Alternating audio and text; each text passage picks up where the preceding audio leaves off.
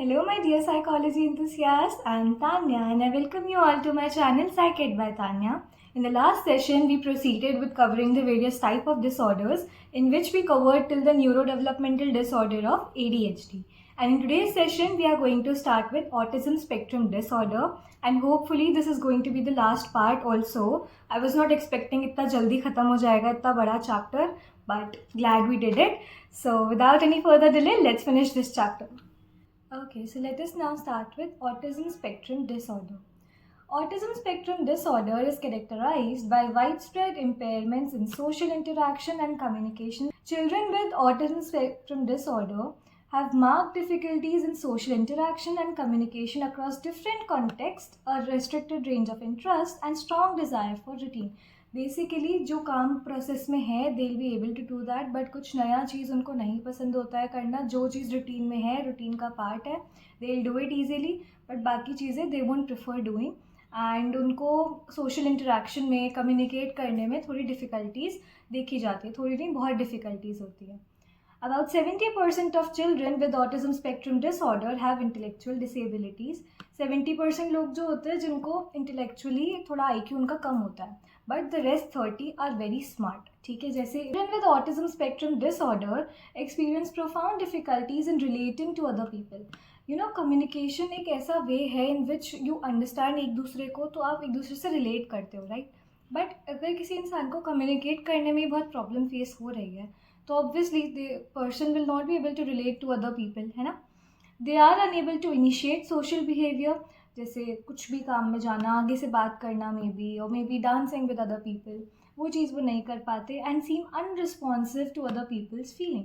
वो आपको, अगर आप सैड फील कर रहे हो तो they won't be able to console you. अगर आप हैप्पी हो तो वो आपकी तरह इतना सेलिब्रेशन नहीं शो कर पाएंगे, right. They are unable to share the experiences और इमोशंस विद अदर्स. ना वो आपके उसमें पार्ट ले पाएंगे इमोशंस और फीलिंग्स में, ना वो खुद को एक्सप्रेस कर पाते हैं. ठीक है. They also show serious abnormalities in communication and language that persist over time. Prolong period के लिए वो चलती रहती है. ठीक है. Many of them never develop speech. कोई कोई तो बोलना सीख ही नहीं पाते. एंड जो सीख जाते हैं उनका थोड़ा सा रेपिटेटिव, एक ही चीज़ को बार बार रिपीट करना, या थोड़ा सा डेविएंट स्पीच पैटर्न होता है कि जो नॉर्मल तरह से, जिस तरह से लोग बोलते हैं उससे थोड़ा सा डिफरेंट वे से वो लोग बोलते हैं.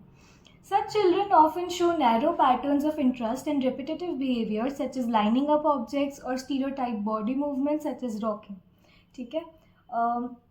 उनका कुछ पर्टिकुलर तरीका होता है to perform things, and also उनका जो एक्शंस होते हैं डेली लाइफ में, दे आर वेरी रिपीटेटिव. जैसे कोई भी चीज़ रखी हुई है उनको सबको लाइन में जमा देना, रख देना. ठीक है. And body movements like rocking. These motor movements में be self stimulatory such as the hand flapping, ऐसे ऐसे ऐसे ऐसे. ठीक है. और सेल्फ इंजरियस, जैसे कि banging their heads to the wall, which is obviously it will affect your body, right? Due to the nature of these difficulties in terms of verbal and non-verbal communication, individuals with autism spectrum disorder tend to experience difficulties in starting, maintaining and even understanding relationships. क्योंकि उनको communication में problem है, and communication is a key to having good relationships.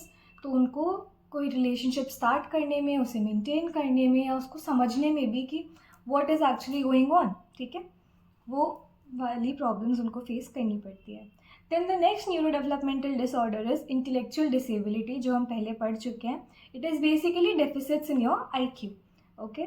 Intellectual disability refers to below average intellectual functioning. Average से कम intellectual functioning, which is basically 70 और below. And deficits or impairments in adaptive behavior, that is communication, self-care, home living, social or interpersonal skills, functional academic skills, work, etc., which are manifested before the age of 18 years. IQ का पता लग जाता है relative age group से, ठीक है. So that is what they are telling. Then next comes the specific learning disorder. जैसे जो मैंने मूवी बोला तारे ज़मीं पर, उसमें डिसलेक्शिया था, ठीक है, उसको पढ़ने और लिखने में प्रॉब्लम थी, राइट. तो वो वाला disorder is here. In case of specific learning disorder, the individual experiences difficulty in perceiving or processing information efficiently and accurately. ना तो वो चीज़ों को समझ पाते हैं, ना उन्हें प्रोसेस कर पाते हैं ढंग से और सही तरीके से. These get manifested during early school years, and the individual encounters problems in basic skills in reading, writing, and or mathematics. The affected child tends to perform below average for her or his age. जो उसका age group है उसके according जितना बच्चे की abilities होनी चाहिए उससे थोड़ी उनकी परफॉर्मेंस कम होती है. However, individuals may be able to reach acceptable performance levels with additional inputs and efforts. उनको अलग ट्रेनिंग देनी पड़ती है, थोड़ी अलग चीज़ें सिखानी पड़ती है. Specific learning disorder is likely to impair functioning and performance in activities or occupations dependent on related skills. अब लिखना पढ़ना नहीं आएगा तो उससे रिलेटेड सारी चीज़ें भी नहीं कर पाओगे, तो रिलेटेड स्किल्स अफेक्ट होती है. Okay, then comes disruptive impulse control and conduct disorder, which is basically antisocial, जिसमें characteristics आ जाए. ठीक है, the disorders included under this category are, first is ODD, which is oppositional defiant disorder, and conduct disorder, and many others. ODD display age inappropriate amount of stubbornness and are irritable, defiant, disobedient and behave in a hostile manner. Basically as inappropriate amount of stubbornness मतलब ज़िद्दीपना. ठीक है, they are very adamant, जितना उनको उनके as के according नहीं होना चाहिए. ठीक है, दे आर इरिटेबल, बहुत जल्दी से परेशान हो जाते हैं, उनको कुछ भी बोलो एकदम से चिढ़ जाएंगे. ठीक है, डिफाइंट, डिसोबीडियंट, आपकी बात नहीं मानना, कंफर्म नहीं करना चीज़ों से. ठीक है, and behave in a hostile manner, arrogance होती है, एक अग्रेसिवनेस होती है, हॉस्टिलिटी होती है उनमें. Individuals with ODD do not see themselves as angry or oppositional and defiant, but they often justify their behavior as reaction to circumstances or demands. कि मैं नहीं था गुस्से में, the other person was, or the thing made me get angry, मैं नहीं था. ठीक है, तो वो एक्सेप्ट नहीं करते कि उनके अंदर एंगर इश्यूज है. दे से सिचुएशन ही ऐसी थी, सर्कमस्टांस ऐसे थे, सामने वाला कर ही ऐसे रहा था. ठीक है, thus the symptom of the disorder become entangled with the problematic interaction with others. ठीक है, the terms conduct disorder and antisocial behavior refer to age inappropriate actions and attitudes that violate family expectations, societal norms and the personal or property rights of others. Basically ऐसा behavior, just a second, yeah, so the behaviors typical of conduct disorder include aggressive actions that cause or threaten harm to people or animals, non-aggressive conduct that causes property damage, major deceitfulness or theft, and serious rule violations. Basically कुछ भी चीज़ से उन लोग को confirm नहीं करना है, define नहीं करना है, मतलब बेसिकली वो हर चीज़ खुद के हिसाब से करना चाहते हैं, है ना.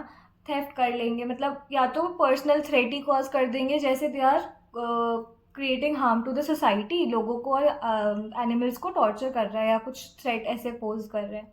ठीक है, और नॉन अग्रेसिव एक्शन क्या हो जाएगा, जैसे कुछ चोरी चकारी कर ली. ठीक है, कुछ ना कुछ ऐसा रूल वायलेट कर दिया जो चीज़ बिल्कुल अलाउड नहीं है, स्मगलिंग कर रहे हैं, कुछ ऐसी चीज़ें कर रहे हैं, तो that is what conduct disorder, और इसमें आपको एंटी सोशल बिहेवियर शो होता है. ठीक है, children show many types of aggressive behaviour. अब ये अलग अलग टाइप के होते हैं. फर्स्ट इज वर्बल अग्रेशन, जैसे नेम कॉलिंग और स्वेरिंग. ठीक है, physical aggression, hitting, fighting. Hostile aggression which is directed at inflicting injury to others. ठीक है, कि मुझे तो आज मारना ही है इसको, इसके लग जाए, इसका ऐसे हो जाए, वैसे हो जाए. And proactive aggression, that is dominating and bullying others without provocation. उन्होंने कुछ नहीं करा, कोई ऐसा इंसिडेंट नहीं हुआ कि आपको मारना पड़े, आपको आगे से उठ कर जाना पड़े, but without any provocation they'll start dominating over others or bullying others. Okay, then comes feeding and eating disorders. सबसे easiest है. ईटिंग डिसऑर्डर के अंदर 3 टाइप के डिसऑर्डर्स हैं, anorexia nervosa, bulimia nervosa and binge eating. Anorexia nervosa में basically एक distorted body image हो जाती है, which is a person feels कि एकदम पतला रहकर ही मैं सुंदर लगूंगी, या एकदम पतला होना ही is the ideal body type. ठीक है, तो the individual has a distorted body image that leads her or him to feel that they are overweight. ठीक है, तो ये खाना खाने से मना कर देते हैं, बहुत ज़्यादा कंपल्सिवली एक्सरसाइज करते हैं, और थोड़ा सा अनयूजुअल हैबिट्स उनकी हो जाती है, जैसे refusing to eat in front of others. The person with anorexia may lose large amounts of weight and even starve himself और हरसेल्फ टू डेथ. खाना ही नहीं है, भले मर जाओ, मेरे को पतला होना है बस. ठीक है, in bulimia nervosa, the individual may eat excessively and then purge her or his body of food by using medicines such as laxatives or diuretics or by vomiting. Basically पहले जितना खा सकते थे एकदम कैपेसिटी से भी ऊपर एक्सेसिवली खा लिया, एंड देन जब वो ऑब्वियसली इतना इंसान नहीं रख सकता ना अपने अंदर, तो वो उसको वॉमिट कर कर या कुछ ऐसी मेडिसिन लेकर एक्सक्रीट आउट कर देते हैं। ठीक है। The person often feels disgusted and ashamed when she or he binges and then is relieved of the tension when they purge it out. ठीक है, पहले खा लेते हैं, उससे फिर उनको लगता है यार नहीं ये क्या कर लिया, अब तो मोटा हो जाएंगे, अब तो ऐसे हो जाएंगे, गिल्टी फील होने लग जाता है, and then to relieve themselves of their guilt वो लोग पर्ज कर देते हैं जो भी खाया पिया होता है। ठीक है। In binge eating there are frequent episodes of out of control eating. खाते जाते हैं, eat at a higher speed than normal and continues eating till she or he feels uncomfortably full. In fact, large amount of food may be eaten even when the individual is not feeling hungry. बिना भूख के भी बहुत ज़्यादा खा लेंगे, और मान लो भूख है तो भी इतना स्पीड में और इतना ज़्यादा खा लेंगे which is like not appropriate उनका खाने का, उसमें अनकम्फर्टेबली फुल, बेसिकली वो होता है ना नोजिया सा फील होने लग जाता है, उस लिमिट तक वो लोग खाने लग जाते हैं। ठीक है। Substance related and addictive disorder. Addictive disorder, whether it involves excessive intake of a high-calorie food resulting in extreme obesity or involving the abuse of substances such as alcohol or cocaine, is one of the most severe problems being faced by societies today. Alcohol issues या कुछ drug issues, drug intake या इतना ज़्यादा excessively खा लेना, ऐसी चीज़ें खा लेना which lead to obesity. ठीक है। Disorders resulting to maladaptive behaviors resulting from regular and consistent use of substance involved are included under substance related and addictive disorder. ऐसे disorders जो ऐसे behavior से हो रहे हैं जिससे regular और एकदम consistently you are using a substance, तो वो क्या होता है substance related disorder, addictive disorder में आता है. These disorders include problems associated with the use and abuse of alcohol, cocaine, tobacco and opioids among others, which alter the way people think, feel and behave.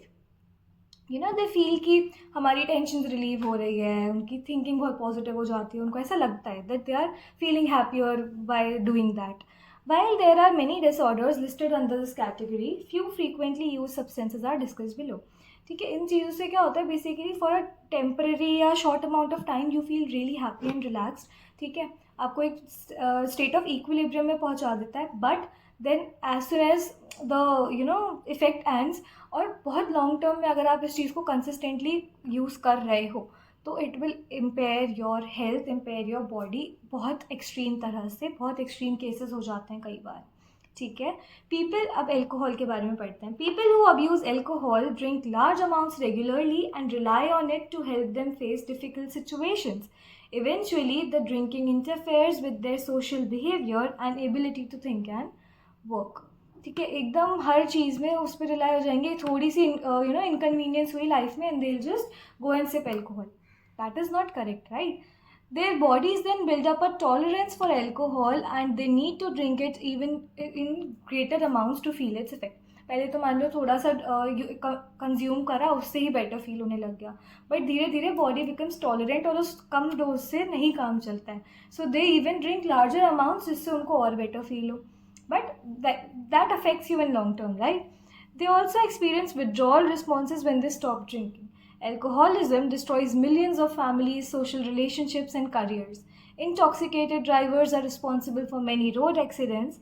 It also has serious effects on the children of persons with this disorder. ठीक है, ये सब हम समझ पा रहे हैं easily.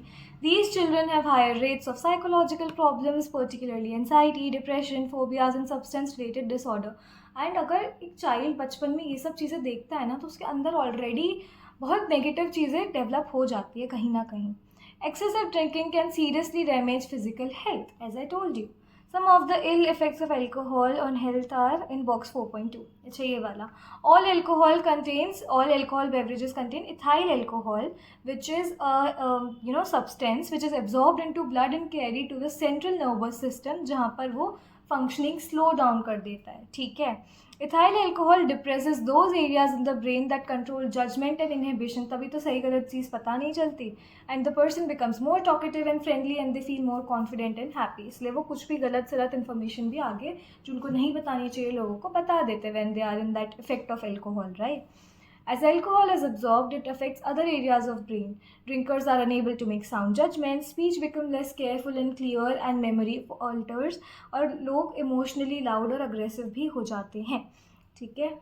Motor difficulties increase, सही से एकदम स्टेबली चल भी नहीं पाते, राइट. मूवीज़ में यही देखते हैं हम लोग. Then comes heroin. Heroin intake significantly interferes with social and occupational functioning. Most abusers further develop a dependence, ठीक है, revolving their lives around the substance, building up a tolerance for it and then experiencing withdrawal reaction अगर वो उसको रोकते हैं use करना. ठीक है. The most direct danger of heroin abuse is an overdose, which slows down the respiratory centers in the brain, almost paralyzing breathing and in many cases causing death. समझ में आई बात. Then the last is cocaine, जिसके बारे में discuss किया है यहाँ पर. Regular use of cocaine may lead to a pattern of abuse in which the person may be intoxicated throughout the day. पूरा दिन they will be using it, consuming it, and function poorly in social relationships and at work. It may also cause problem in short-term memory and attention. Dependence may develop so that cocaine dominates the person's life. More of the drug is needed to get the desired effects and stopping से वापस withdrawal responses and depression. ठीक है. Fatigue, sleep problems, irritability, and anxiety. Cocaine poses serious dangers. It has dangerous effects on psychological functioning and physical well-being. और भी इन्होंने कुछ आपको ये स्टिमुलेंट्स बताए हुए हैं. Caffeine, cannabis, hallucinogens, inhalants, tobacco, opioid and sedatives, hypnotics and anxiolytics. ये सारी चीज़ें देख लेना, इतना ये पूछा नहीं जाता है इतना, but just go through it once. ठीक है. एंड देन ये वाली टेबल है IQ इंटेलेक्चुअल डिसेबिलिटी वाली, ये हमने पहले भी पढ़ ली है. ठीक है. इसमें वही बता रखा है कि IQ अगर माइल्ड और डिसेबिलिटी है तो वो क्या काम कर पाएंगे, क्या नहीं कर पाएंगे. मॉडरेट है, सीवियर, प्रोफाउंड है तो क्या क्या हो पाएगा, क्या नहीं हो पाएगा.